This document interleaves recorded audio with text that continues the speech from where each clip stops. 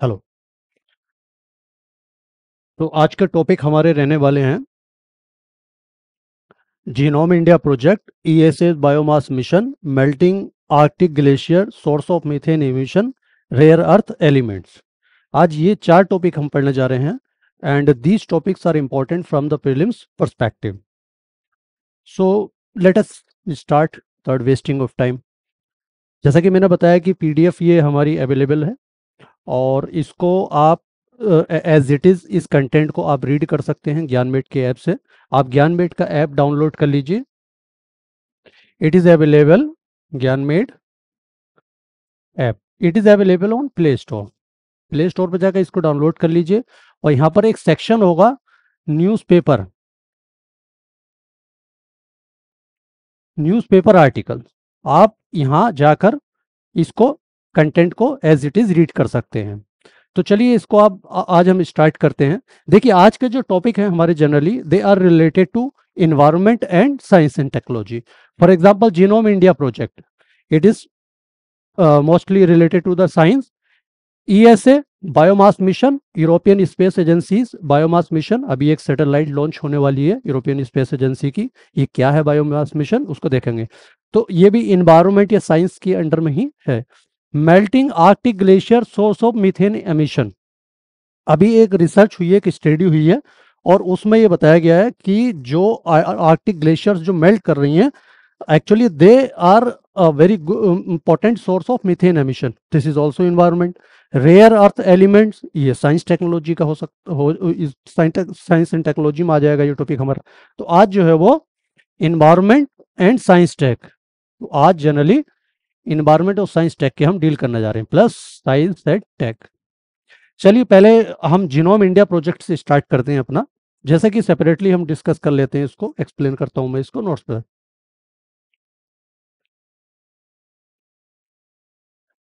Genome India project,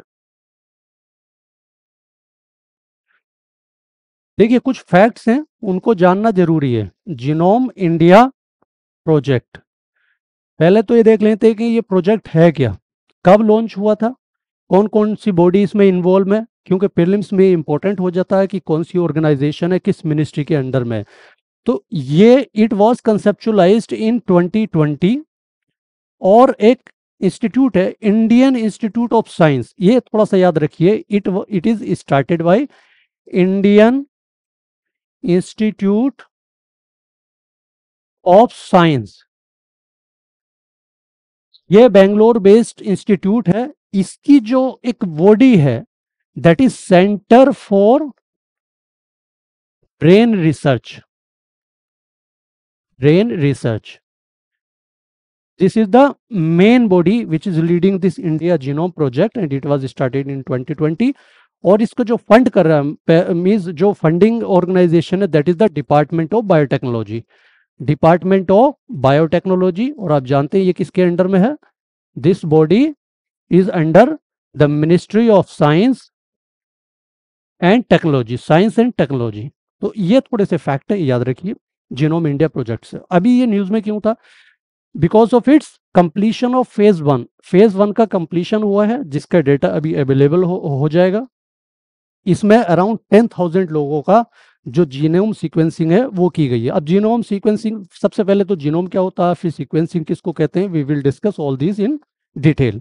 तो इतना facts पहले आप याद रखिए। नाउ आप और जो कंटेक्स्ट हमने बताई दिया कि अराउंड 10,000 जो पॉपुलेशन है उसका अभी जो जीनोम सीक्वेंस है वो कर लिया गया फेज वन में, और फेज टू में और भी किया जाएगा। But now we will look the meaning of this, इसका मीनिंग क्या है वो देख लेते हैं पहले। ठीक है, देखिए इसका पर्पस जो है, एप्लीकेशन जो है, वो पार्ट हमारे लिए काफी इंपॉर्टेंट है। But first we will see ये प्रोजेक्ट है क्या, जीनोम किसको कहते हैं, जीनोम सीक्वेंसिंग। ये दो मीनिंग अगर आपने समझ ली देन ये आपकी टॉपिक समझ में आ जाएगा। जीनोम क्या होता है, it is the complete set of genes, जितनी भी जेनेटिक इंफॉर्मेशन होती है आप ह्यूमन बॉडी के अंदर, that is contained in gene. So a complete set of genes is called genome. This is the complete set of genes in humans. So this is the simple meaning. Genome, देखिए human body में कुछ genetic information जो होती है, वो genetic information complete, जितनी भी मतलब कंप्लीट सेट है उस जेनेटिक इंफॉर्मेशन का, उसको ह्यूमन का जीनोम बोलते हैं। इसी जीनोम को डेसिफर करना, डेसिफर मतलब, और थोड़ा सा इसमें डिटेल में जाएंगे, उसी को हम सीक्वेंसिंग कहते हैं। सीक्वेंसिंग का थोड़ा सा और टेक्निकल एस्पेक्ट है, उसको समझ लेते हैं। देखिए होता क्या सीक्वेंसिंग में, जो आपका ये जेनेटिक मेकअप है, जेनेटिक इंफॉर्मेशन है, इस जेनेटिक इंफॉर्मेशन मेकअप में कुछ जो न्यूक्लियोटाइड हैं, मीन्स कुछ मॉलिक्यूल्स हैं, वो रोल प्ले करते हैं, ठीक है। उसके जो मॉलिक्यूल्स हैं उनकी एग्जैक्ट ऑर्डर क्या है, किस ऑर्डर में वो मॉलिक्यूल्स जो हैं आपके इस डीएनए या आपके जीन्स जेनेटिक मटेरियल में वो किस तरीके से मीन्स अरेंज्ड हैं, उसी को डेसिफर करना सीक्वेंसिंग कहलाता। अब थोड़ा सा देखिए, इसको समझ में आ जाएगा। Generally there are four molecules, these are adenine, पहले आप इसको देख लें, आप adenine, thymine, cyto, cytosine and guanine, ठीक है। ये चार मॉलिक्यूल्स हैं, इनको आप देखिए। इन्हीं चार जो ये कहलाते हैं nucleotide molecules, these are called nucleotide. इसको हम सीक्वेंसिंग के थोड़ा सा टेक्निकल एस्पेक्ट में जाके समझ रहे हैं, ये जान लीजिए, न्यूक्लियोटाइड मॉलिक्यूल्स। इन्हीं न्यूक्लियोटाइड मॉलिक्यूल्स, अच्छा ये जो adenine, thymine, cytosine and guanine, these are the four nucleotide molecules and these are arranged in your genetic material, means उसी में ये arranged। अच्छा ये जो चार molecules हैं, they are along with phosphate and sugar molecule, दो molecule all होते हैं। इसका मैं स्ट्रक्चर भी अभी दिखा दूंगा थोड़ा सा। तो ये जो हैं किस तरीके से अरेंज्ड हैं, how these nucleotide molecules are arranged in your genetic material, in your genetic makeup, deciphering and analyzing this their order is known as sequencing। इसी को सीक्वेंसिंग कहते हैं। अब देखिए आपका जो सीक्वेंस है, जो जेनेटिक सीक्वेंस है, वो तो बहुत अराउंड 3 बिलियन लॉन्ग सीक्वेंस होती है। उस 3 बिलियन लॉन्ग सीक्वेंस में ये मानिए 3 बिलियन लॉन्ग सीक्वेंस। अब इस 3 बिलियन लॉन्ग सीक्वेंस जो जेनेटिक मेकअप है आपका, वो इतना लॉन्ग सीक्वेंस का बना हुआ 3 बिलियन, इसी के अंदर ये किस तरीके से अरेंज्ड हैं ये चार न्यूक्लियोटाइड मॉलिक्यूल्स, बस उसी को डेसिफर हमें करना है, उसी को हमें एग्जैक्ट उसका जो ऑर्डर है वो देखना है, उसी को हम सीक्वेंसिंग कहते हैं। तो हर एक ह्यूमंस के अंदर ये जो न्यूक्लियोटाइड मॉलिक्यूल्स है, they are arranged in a particular fashion, in a particular order. So deciphering that particular order is known as sequencing. तो जीनोम सीक्वेंसिंग का मीनिंग आई थिंक समझ में आ गया होगा। अब इससे जुड़े कुछ और फैक्ट्स देख लेते हैं। देखिए ये हमने बताया 3 बिलियन लॉन्ग सीक्वेंस, जो जेनेटिक मेकअप है आपका, वो कितने लॉन्ग सीक्वेंस का, 3 बिलियन लॉन्ग सीक्वेंस। क्या इसमें सारे जो ऑर्डर हैं, ये जो चार न्यूक्लियोटाइड मॉलिक्यूल्स हैं, इनके सबका जो ऑर्डर है is different for every individual? No. Around 99.9% जो न्यूक्लियोटाइड मॉलिक्यूल्स हैं ये, they are same in all human beings. Only 0.1% जो है वो ही न्यूक्लियोटाइड मॉलिक्यूल्स डिफरेंट होते हैं। जैसे फॉर एग्जांपल दो इंडिविजुअल से, इन वो दो इंडिविजुअल्स में जो जेनेटिक मेकअप होगा उसमें जो सीक्वेंस हैं, ठीक है। देखिए बहुत ज़्यादा डिटेल में जाएंगे तो बहुत कोर बायोलॉजी का हो जाएगा। इतना समझ लीजिए कि 3 बिलियन लॉन्ग सीक्वेंस है जेनेटिक मटेरियल की, उसमें 99.9% is similar in every human being and there is a difference of only 0.1%। तो ये जो 0.1% का डिफरेंस है, इसी में जो न्यूक्लियोटाइड मॉलिक्यूल्स हैं उनका एग्जैक्ट ऑर्डर क्या है, किस फैशन में, किस यूनिक ऑर्डर में दे आर अरेंज्ड, उसी को हमें एनालाइज करना है। इसी को हम बोलते हैं जीनोम सीक्वेंसिंग, राइट। सो इस जीनोम सीक्वेंसिंग को जो है अभी जो इंडिया ने जो प्रोजेक्ट लॉन्च किया है, जीनोम इंडिया प्रोजेक्ट, वो इसी के अंडर में इसको डेसिफर किया जा रहा है, ठीक है। इतना तो समझ में आ गया होगा आई थिंक। चलिए आगे बढ़ते हैं। अब देख लेते हैं वो। यहाँ आ जाइए, थोड़ा सा मैं एक डायग्राम दिखा देता हूँ ताकि ये और थोड़ा सा क्लियर हो जाए। ये डायग्राम है, देखिए ये कुछ इस तरीके से अरेंज होता है आपके डीएनए में। दीज आर द मॉलिक्यूल्स, ये 4 मॉलिक्यूल्स हैं।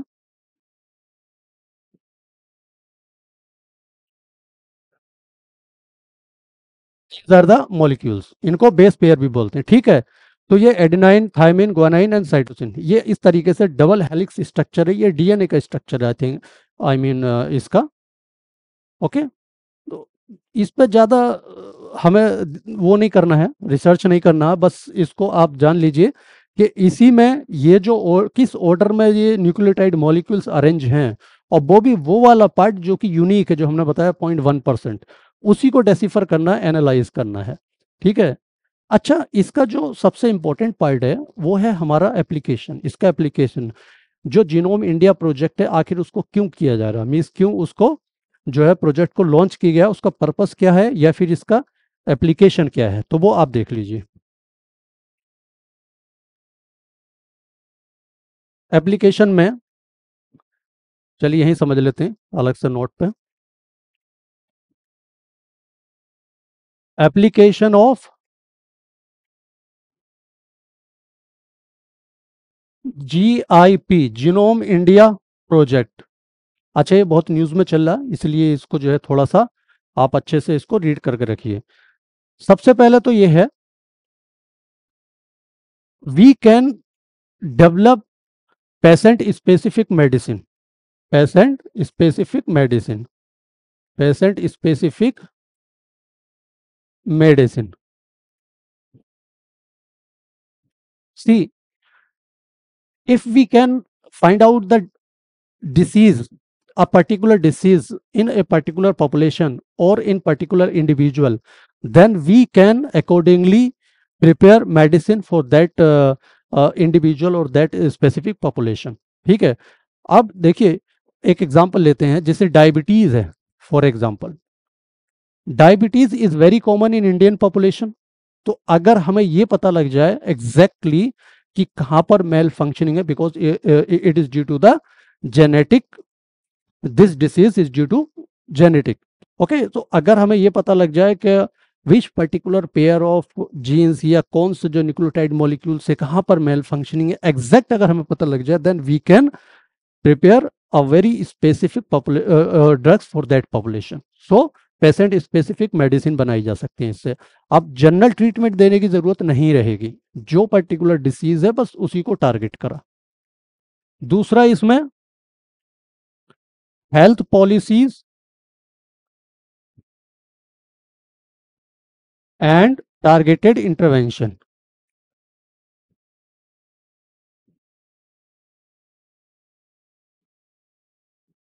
सी, policies, it will help government to bring out the specific policies, health policies for the population as a whole.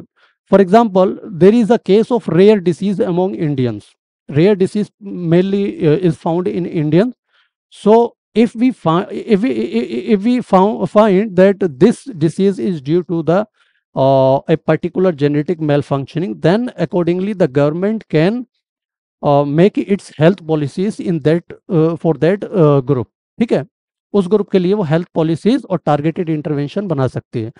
जैसे कि मैंने एग्जांपल दिया रेयर डिसीज, तो वही है, आप जब एग्जैक्टली पता लगा लेंगे कि इस डिसीज का कॉज क्या है, तो बहुत ही स्पेसिफिक हेल्थ पॉलिसीज बनाई जा सकती हैं, इससे बहुत कॉस्ट कटिंग की जा सकती है, स्पेसिफिक टारगेट किया जा सकता है उस ग्रुप को, right.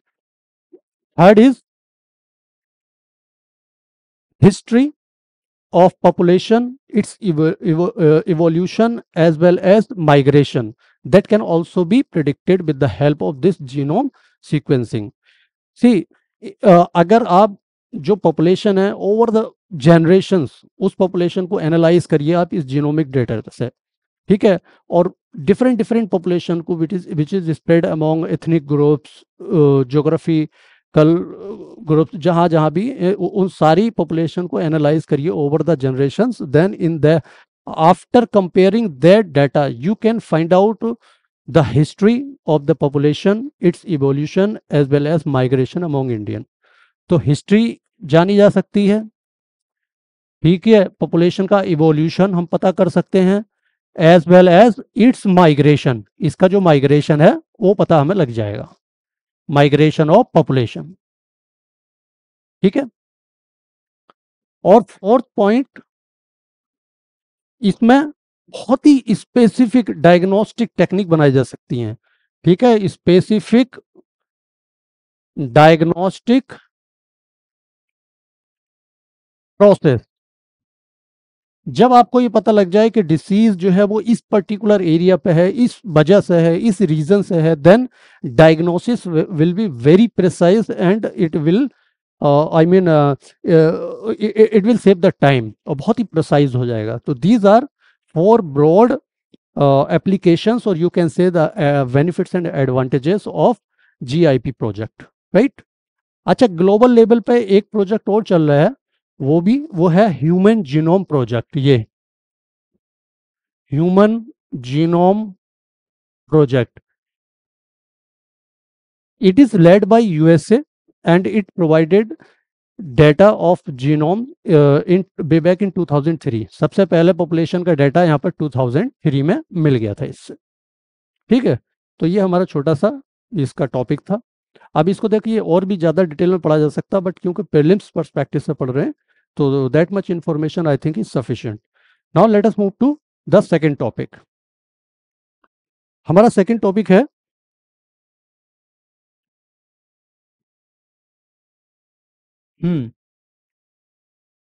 Biomass, ESS biomass mission.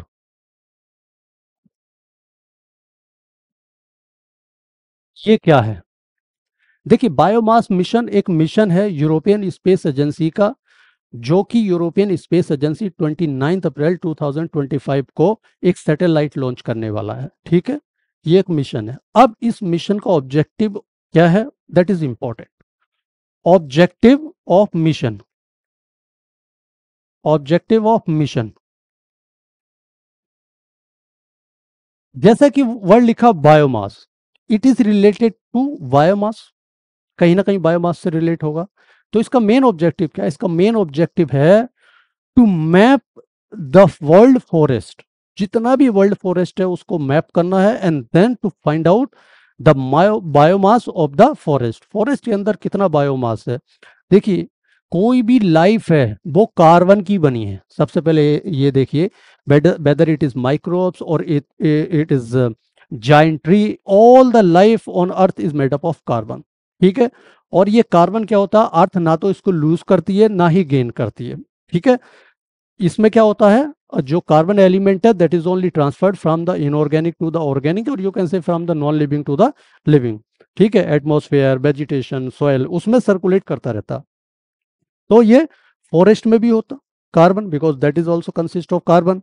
और बहुत ज्यादा मात्रा में, ह्यूज अमाउंट में जो है फॉरेस्ट इसको स्टोर करते हैं in their branches, in their soil, vegetation, ठीक है। बट होता क्या है कि कितना अमाउंट कार्बन वो रिलीज कर रहे हैं, कितना अमाउंट ऑफ कार्बन वो गेन कर मीन्स एब्जॉर्ब कर रहे हैं, उसका जो नॉलेज है वो कहीं ना कहीं एक गैप है, पता नहीं है। तो उसी को एस्टिमेट लगाने के लिए उसका एग्जैक्ट कितना कार्बन उसमें स्टोर है फॉरेस्ट में, दिस मिशन, इस मिशन का जो ऑब्जेक्टिव है वो यही है कि to map the world forest and to find out the exact amount of carbon stored in the forest, its soil and vegetation, ठीक है। तो इसमें क्या किया जाएगा, map the world forest to find out और टू मेजर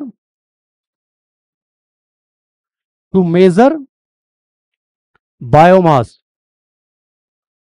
और carbon, more appropriate word is carbon in forest, forest में कितना कार्बन स्टोर है वो उसको फाइंड आउट करना है, ठीक है। इसका एक ऑब्जेक्टिव और ये भी है, it will also measure the movement of ice sheets of Antarctica. Movement of ice sheets of Antarctica. जो आइस शीट्स हैं which are moving in Antarctica, उनके मूवमेंट को भी ये मेजर करेगा.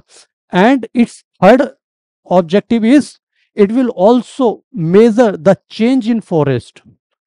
Major change in forest.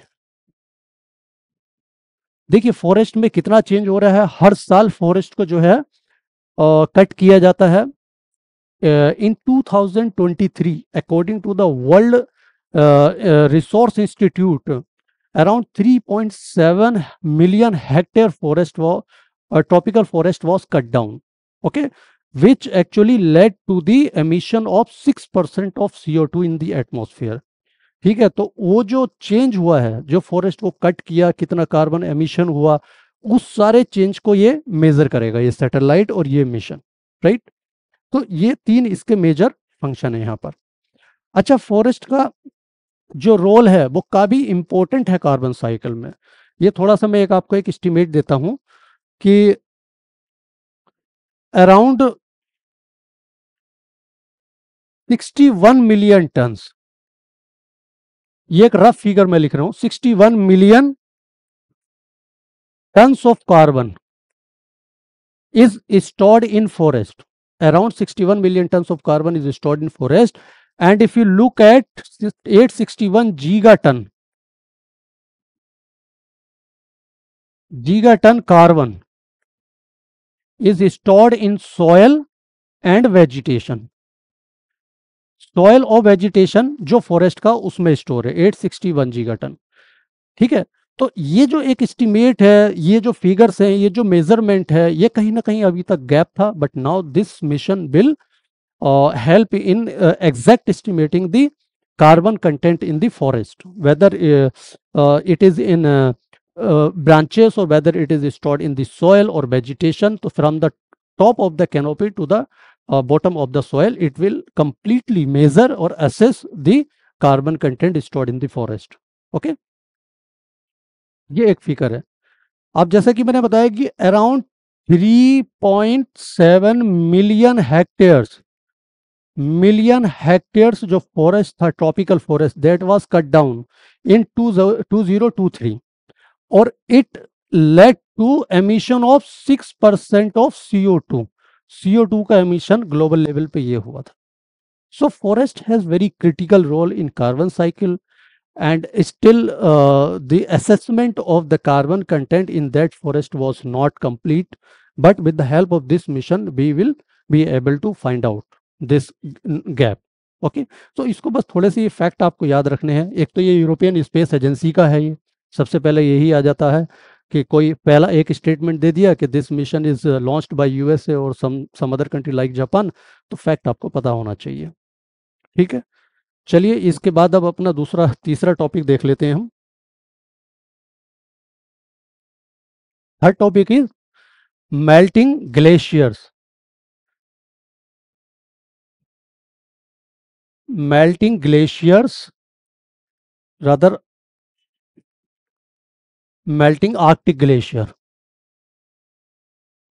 Melting Arctic glaciers. Source of methane emission.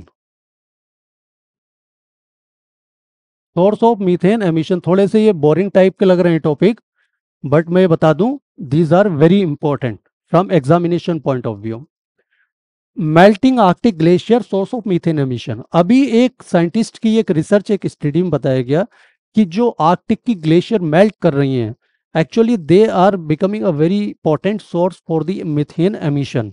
So what they have found in their research कि जो melting Arctic यानी कि melting glacier river, melting glacier rivers and ground water spring, ground water spring,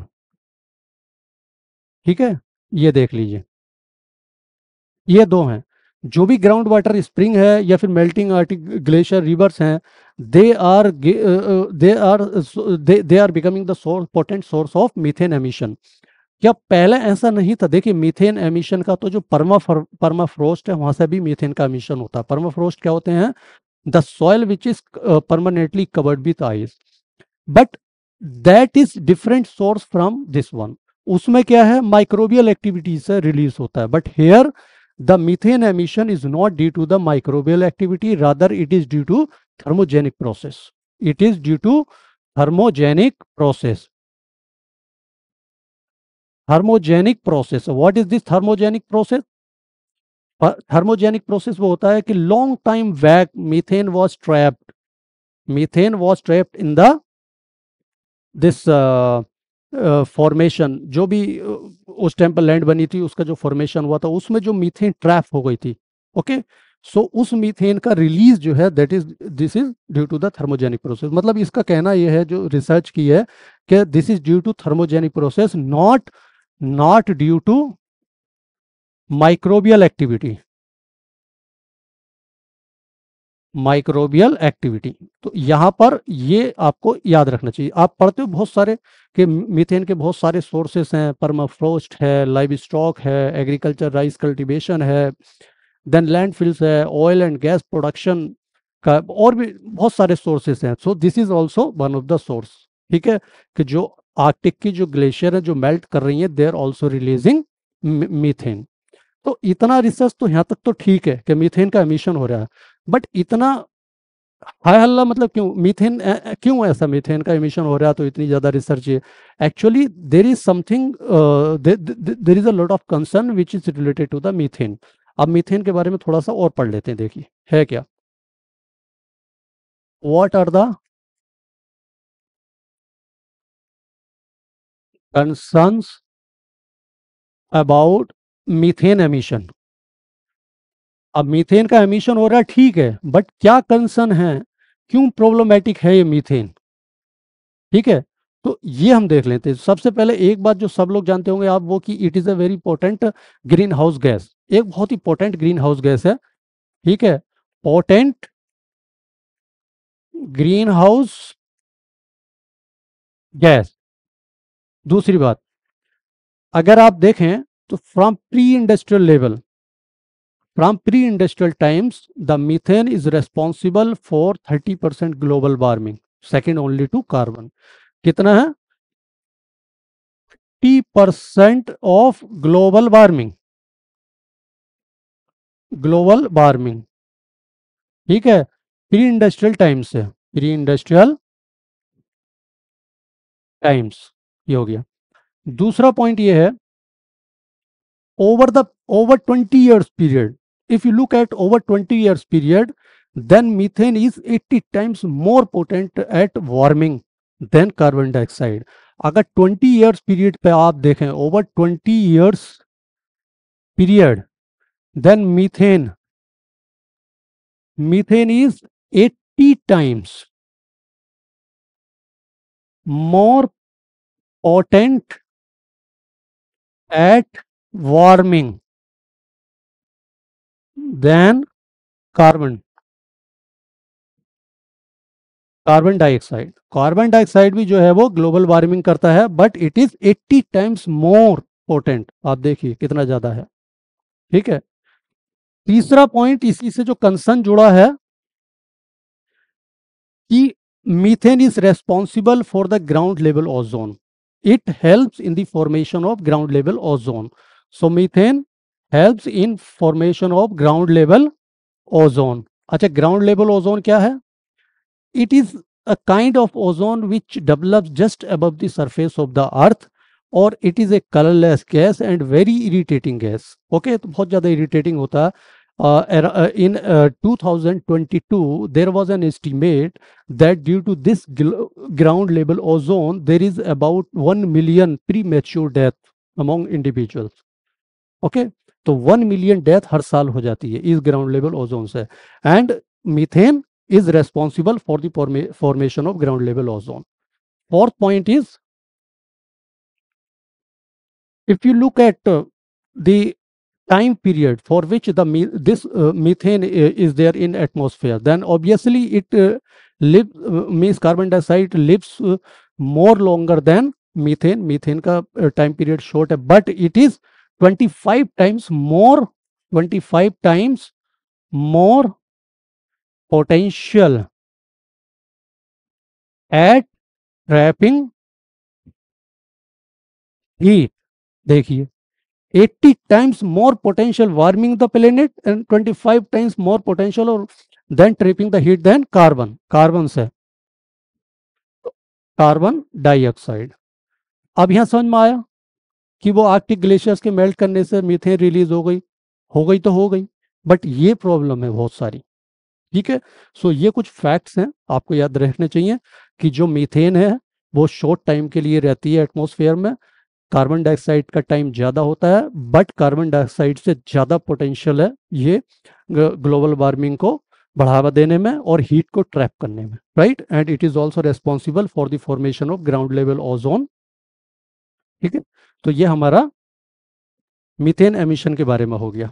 अच्छा, methane emission के कुछ और भी sources होते हैं, जैसे मैंने बताया there is a permafrost, there is a landfills, then in agriculture there is a rice cultivation, then oil and gas production, then there is livestock. So there are different sources, you must at least remember major sources. चलिए अब next वाला topic देख लेते हैं अपना, fourth, rare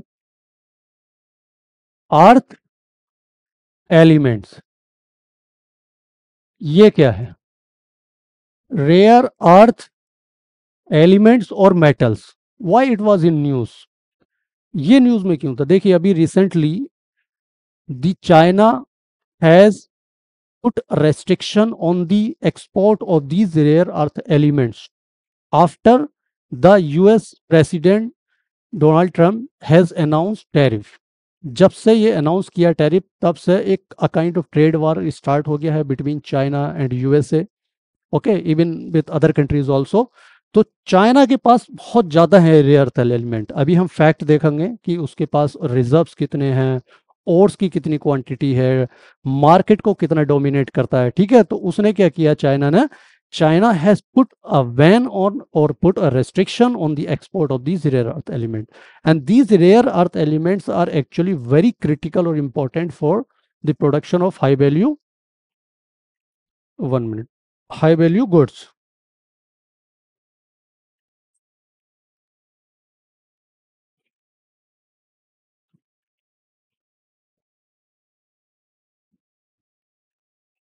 उधर बैठ जा, आता हूँ 5 मिनट। ओके, तो ये रेयर अर्थ एलिमेंट्स जो हैं वो काफ़ी इंपॉर्टेंट हैं। देखिए ये डिफेंस में काम आते हैं, डिफेंस में बहुत सारी मैन्युफैक्चरिंग है। ठीक है, क्लीन एनर्जी में अभी देखेंगे इसका एप्लीकेशन डिटेल में, क्लीन एनर्जी में, या फिर एवरीडे लाइफ में। फॉर एग्जांपल स्मार्टफोन है, स्मार्टफोन के जो स्पीकर्स होते हैं या लेंसेस हैं, उनके मैन्युफैक्चरिंग में ये काम आते हैं। तो पहले तो देखना यह है कि what are these rare earth element, rare earth element है क्या। तो ये पेरियोडिक टेबल में कुछ I think there are some elements, मैं दिखा देता हूँ एक बार आपको, जिनकी केमिकल प्रॉपर्टीज जनरली सेम होती है।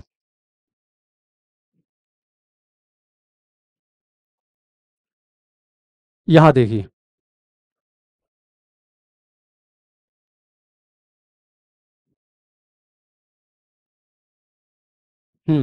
ये देखिए आप, so these are 17 chemical elements in the periodic table. उनके नाम देखिए, सारे नाम ही याद नहीं रखने आपको, बस जस्ट ए ग्लांस आप एक बार देख लीजिए इसको।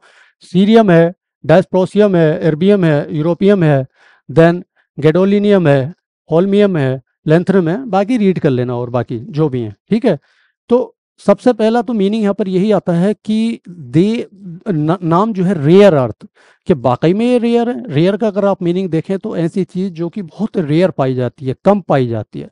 Actually they are not rare, नाम थोड़ा सा मिसलीड कर रहा है ये। They are not rare, they are found everywhere in the earth crust, but the only thing they are found in relative abundance, means कहीं ज्यादा है कहीं कम है। They are not found in concentrated form, right. So because of this their name is rare. और ये बहुत ही हाई वैल्यू जो गुड्स होते हैं उनको प्रोडक्शन में काम आते हैं। इसी चीज को लेकर तो थोड़ा सा इंडिया, यूएसए एंड चाइना में जो चल रहा है, जो रेयर अर्थ एलिमेंट्स हैं उसमें चाइना बहुत लीड करता है। ठीक है, तो चाइना ने जब देखा कि रेसिप्रोकल टैरिफ इम्पोज किया यूएसए ने, तो चाइना ने इनको एक्सपोर्ट करने से उसको बैन कर दिया। अब देख लेते हैं इसके बारे में थोड़ा सा, अब पढ़ लेते हैं कि ये जो हमारे एलिमेंट हैं इनका करंट स्टेटस क्या है वर्ल्ड में। If you look at the current status then we will go for application. तो in if you look at ores जो हैं इसके रेयर एलिमेंट के, they are found in China, Russia, USA, India and Australia. ये 5 countries हैं, आप देख लीजिए थोड़ा सा। These are the 5 countries, look at this, China, Russia, United States, India and Australia. ये कुछ मैं ऑर्डर बताऊंगा, कुछ फैक्ट्स बताऊंगा, आप याद रखिए। तो ओर्स वो इसी ऑर्डर में है, ठीक है। चाइना में सबसे ज्यादा, रसिया में, then United States, India and then Australia. But China lead in production and refining. अब चाइना कितना लीड करता है वो भी आगे देख लेते हैं। China controls around 60% of the global production. जो ग्लोबल का प्रोडक्शन है उसका 60% चाइना कंट्रोल करता है, right. And China comes first in terms of reserves. If you look at reserves, ऊपर हमने और से देखा, अब रिजर्व्स देखते हैं। रिजर्व्स में China is first, then comes India, India is at second position, then Australia and the USA, USA fourth position पर है। अगर आप इसको मार्केट में देखो कि मार्केट को कितना डोमिनेट करता है चाइना, तो मार्केट को मोर देन 90% जो सप्लाई करता है रेयर अर्थ एलिमेंट वो चाइना है। ओके, जैसे दिया हुआ, since 1990s China has dominant role in controlling the market, about 85 to 95% of the market demand is fulfilled by China itself. Okay, और अगर आप अभी देखें तो इंडिया जो है is 100% dependent on the usable form of rare earth element. Means rare earth elements India के पास ओर्स भी है, रिजर्व भी है, बट जो यूजेबल फॉर्म है रेयर अर्थ एलिमेंट की, इंडिया उस पर 100% डिपेंडेंट है, दूसरे कंट्री पे, मोस्टली चाइना।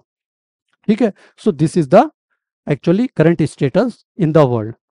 तो आप इसको थोड़ा सा ध्यान में रखिए। अब जो इसका एप्लीकेशन है वो एप्लीकेशन देख लीजिए कहाँ कहाँ पर होता है। देखिए, in application it is electronic devices में इसका यूज होता है। इलेक्ट्रॉनिक डिवाइसेस में जैसे कि टेलीविजन का डिस्प्ले है उसमें रेयर अर्थ एलिमेंट का यूज होता है।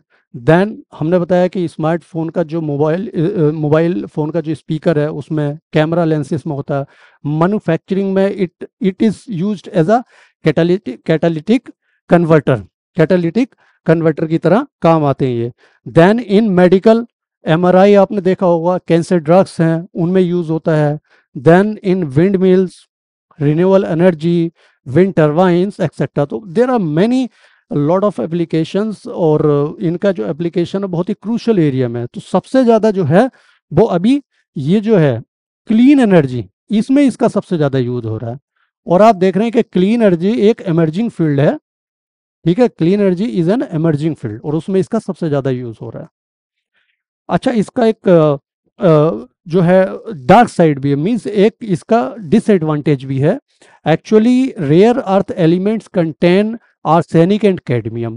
So when there is mining and refining of these rare earth elements, then they releases arsenic and cadmium in the atmosphere, and these are very harmful for the human health as well as they also contaminate water. तो ये बहुत ही harmful होते हैं। ये दो हैं, arsenic and cadmium, यहाँ देख लिए, they can harm human health and contaminate water sources. ठीक है, तो एक छोटा सा ये भी टॉपिक था हमारे। तो you must remember these facts, facts are very important for prelims. ठीक है, तो आई थिंक समझ में आ गए होंगे। देखिए, टॉपिक हो सकता है कि थोड़े से बोरिंग लग रहे हो, बट यही टॉपिक आपके लिए इंपॉर्टेंट है, एग्जामिनेशन पॉइंट ऑफ व्यू से काफ़ी इंपॉर्टेंट है ये। ठीक है, चलिए आज का लेक्चर हम यहीं पर फिनिश करते हैं अपना। ओके।